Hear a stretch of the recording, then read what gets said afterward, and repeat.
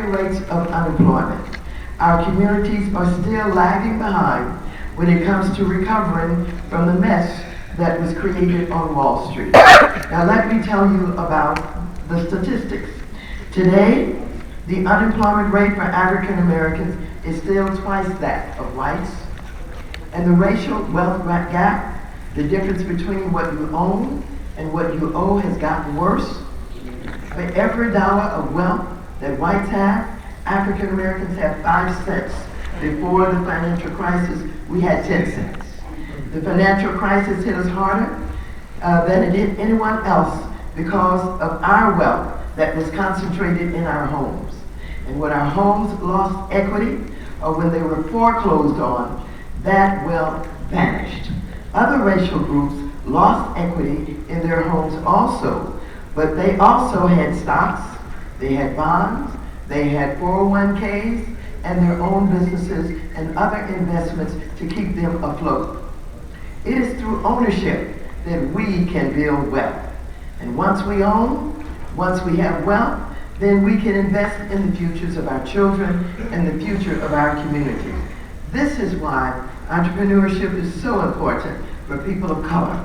There are 2.6 million black-owned businesses in the United States today, and these businesses generate a total revenue of about $150 billion. Now that sounds pretty impressive, but if we put that number in perspective, we're coming up short on the ownership front. We make up 10% of the 27 million businesses operating in the United States, and our $150 billion in revenues is less than 0.5% of the $33.5 trillion of total small business revenue. And while the number of black-owned businesses has increased by 34% since 2007, African American entrepreneurs still face an uphill battle when it comes to starting and running our own businesses. For example, minority entrepreneurs frequently have challenges in, of course, accessing startup capital, the money needed to get the businesses off the ground. One study found that while most Asian entrepreneurs rely on family and savings, and most white entrepreneurs rely on banks, the main source of capital for black entrepreneurs is credit cards. And once the business gets off the ground, this lack of access to capital can severely hamper the business profitability. These are serious challenges, and this is why I wanted to have today's panel to not just bring you to this problem, but to bring in people who have faced this challenge and found a solution and who have become successful. With that, I'd like to introduce my two specific questions for you. Mr. Dennis, who are you? How'd you get started? Now, I told a little bit about where you come from, and I think it was your mom and your aunt that you started in this? My grandmother. Your grandmother. And I was corrected, it's shea butter. And I want to let him know that before he starts. And how did you get to be you? Yeah. And what about capital? We all focus on the fact that, you know, it's so hard to get capital, to get started, in particular as a black business. Who got in your way? Who helped you? And what advice do you have for us? It's a loaded question. I think starting with who I am. I think I am the product of single mothers. So my grandmother was a single mother. My mother is a single mother, and I have 4 daughters. I'm in business with my entire family, which are all women. My sister is our chief innovation officer, sister-in-law. Like my whole world is built by women, right? At home, and in business, and now I have a new leader in my life, Michelle Maxine, the president and CEO of Essence Communications. Give her a hand. going to come up, but you stand up. I want to start by saying that, it's incredible to be in a position to have returned Essence to being black-owned, but that was a financial transaction. The real reason that Essence is black-owned today is because of Michelle Manning's tireless efforts to keep it afloat, to keep it afloat. And her leadership in transforming it now. So I think for who I am, I think those are the women have been my influence my entire life. Everything that I've seen, everything that I've experienced has been either because of a woman or through the eyes of a woman. And that has led me on a path to correct where I can and to influence where I can the structural barriers that prevent women from realizing their objectives, whether it's in Africa, whether it's here. The infrastructures, the cultural structures that were put in place, quite frankly, to keep men dominant, right? And so how do we tear down those structures? How do we realign those structures so that it's not inherent, that it's an opportunity that we can all share. So that as a sort of overall value system is what I'm committed and is who I am. And the way that I've found to do that is through commerce. I think the most effective tool for stabilizing and growing our communities, black communities across the globe, is commerce, right? And when you think about it, and you go back to our origins, we have historically been driven by commerce, right? You go all the way up pre-slavery, you go all the way back to the beginning of time. You go back to Nubia, you go back to that place of where civilization, the cradle of civilization, you go back to where the trade routes were first formed, you go back to where transactions were first documented. All of that happened in Nubia and spread out to the rest of the world. And that's the epicenter of where we're from as black people. And so for me, it's always, in fact, one of my brands is called Nubian Heritage, based on just that, right? On the fact that we are historically commerce-driven, and where we end up today has not been having the opportunities to drive commerce. And so for me, my focus is on how do we bring commerce into our communities, starting at the core of it with empowering women to have economic access, to drive their own destinies, so that we can break down some of these structures. So that's a little bit about how I think about it. That's very informative. And before I get to the next question, I'm going to revert because I think a little discussion about it may be significant based on how we think about perceived opportunity. You're from Liberia, and you talked about your grandmother, but that was a country that was involved in war and strife for a long time.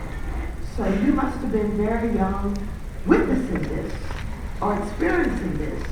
Why didn't you just say, everybody's no good, nothing good can happen to me, look at what happened to my country. How did you get out of that and not become a victim of what was going on in Liberia? Yeah. You know, it's so for me, my mother's are younger than my father's in Liberia. So I had it on both sides, and those civil wars happened simultaneously, right? And what I saw though was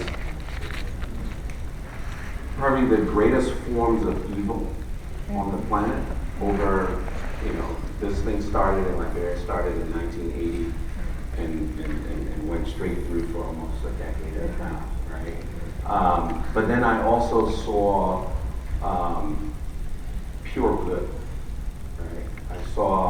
I saw women, and primarily it was the men destroying the communities in the country, and the women holding it together, right? I saw them do things and sacrifice things for, risking their own lives in order that somebody else's child or that somebody else may survive.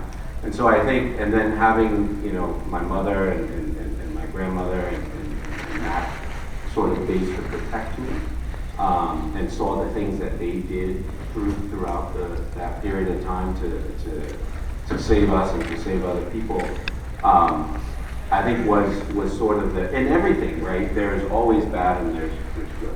And you can choose the side of being the victim of the bad, or you can stand up and fight it, right? And I saw my mother in particular stand up and fight it, and that gave me the strength now to be able to stand up and fight it. And so as I go through this, the biggest concern that I have in my journey today is that I don't let that legacy down. Okay. The greatest number one problem was a lack of access to capital. And I talk about it a lot. And he set me straight. He said, no, that was not number one. And he went on to tell me what is number one, number two, and number three. So I talked about what you're going to learn here today. I'm telling you what I learned here today. Is that right? Yes. You want to tell us about number one, two, and three? Certainly. I don't think I have a choice. I think, look, not to in any way, shape, or form discount the capital challenges that we have, yes. right? They're not just challenges that every entrepreneur faces, but they're specific challenges that we as Black entrepreneurs face in getting capital, right? They're structural, they're racial, they're all of these things that we all know. But I think that there are two challenges that I think there are two unlocks, let's say that I think are more critical in the development of entrepreneurship in the Black community. The first one, I think, is access, right? Just having access to the knowledge bases, having access to people at the bank, having access to people in the bonding companies, having access to people in DC government, just having access, because we don't necessarily grow up in communities and in environments where your neighbor is the branch manager, your cousin is the head of legal at a firm. We don't. So I think that's, and when you think about it, in every Black household there is some entrepreneurial activity going on. Period. All right. If you just stop and think about what happens in your own home, in your own environment, we get started. Right. Then the challenges become, well, I don't know who to go talk to take this from this level to the next level. It may cost me $50 to do this. I really need to get to $500. You can figure that out. But if you can't figure out how to move from doing it at home to moving into a store, that's a problem. So I think that's the first thing. I think the second challenge is expertise, right? Being able to, we just talked about attract talent, right? Being able to get expertise to come into your business and help you grow and scale that business. Because a lot of times where you're spending the capital is because you don't have the same access that somebody has, so you have to pay for that access. And you don't have the expertise and the understanding and the knowledge base as to how to do something, so you're paying for that. So if you think about it at a very sort of rudimentary level, capital then becomes the third piece inside of a family business, a small business, a startup, however you might call it. Then comes capital. Because the other challenge that happens with capital, and I think that impacts us disproportionately, is when somebody does take, in their minds, a risk on putting capital with us, but we still don't have that access and that expertise, guess what happens to the capital? It disappears. And then the financial community says, well, this is not a good community to invest in because they don't deliver the returns. The reality of it is that we over-deliver on returns, but it costs us so much so to do it that we can't scale the businesses, right? And so our focus on it has been, we launched a fund called the New Voices Fund, which is a $100 million fund to invest specifically in women of color entrepreneurs. And the problem that we see that we're solving is that while we have the capital and we invest the capital, we've already to date, it's been about 4 months now, we've already invested over $50 million in Black women.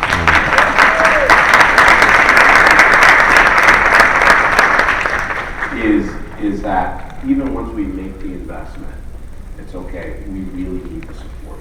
We need the expertise, we need the access. So we're building a model that provides the access, the expertise, and the capital.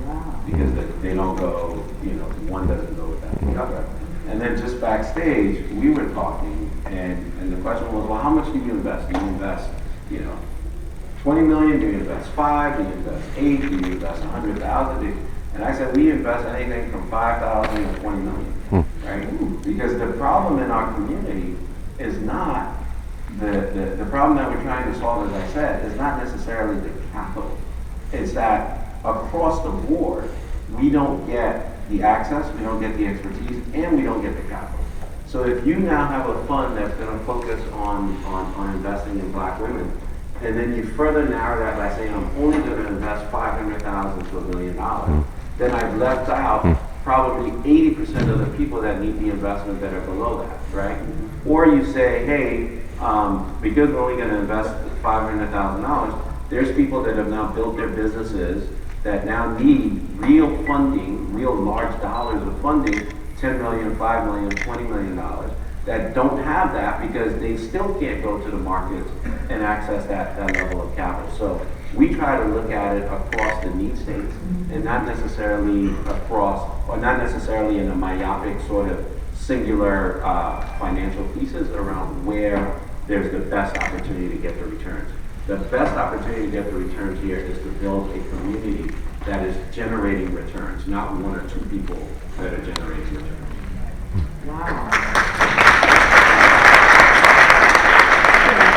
I want to address this question to both of you, and it is not so much about the intricacies of financing or some of the other things we've touched on. It's about attitude, and people who are looking for money are looking for an opportunity to become a business person, and they say things like, yeah, I want to start my business. Tell me how to start it.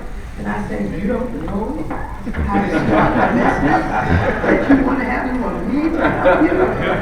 So, but they're serious. Yeah. I mean, they go, or sometimes they will say, I don't know anything about these government contracts. So you tell me how I'm going to get some of that money.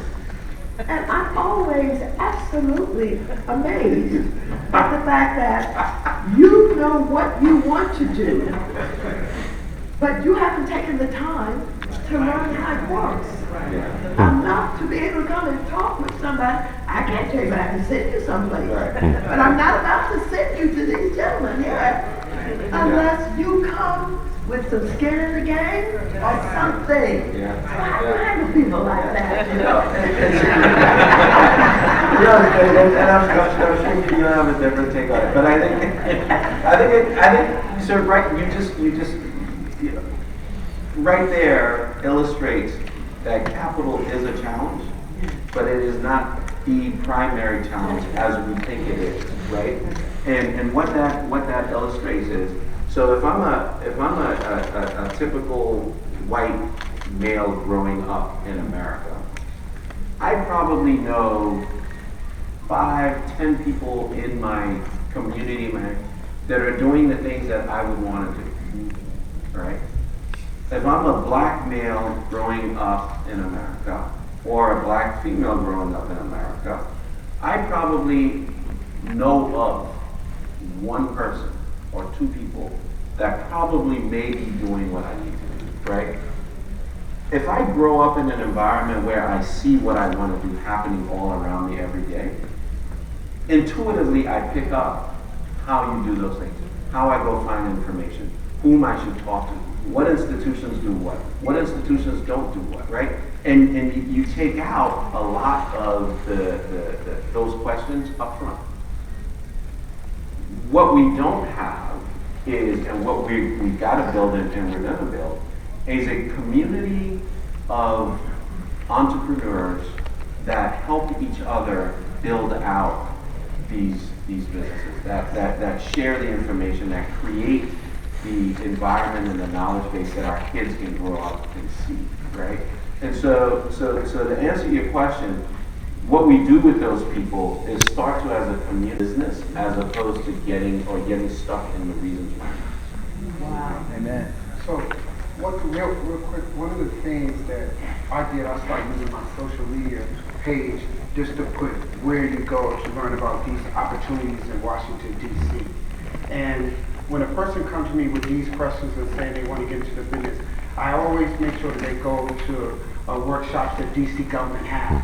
And then I'll call and say, did this person show up or did that person show up? I'll follow up. So if you come to me, I'm going to send you to the right person in the right place, but I'm going to call DGS. I'm going to call the small local business and see if you showed up for that presentation that they did on how to start your business, how to get your business plan, because that shows to me that you want to put some skin in the game. Right. I see individuals around this room, Ms. Thompson, Ms. Douglas, who deals with real estate. One of the things we do at DC FHA Board, we spend $400 billion a year on creating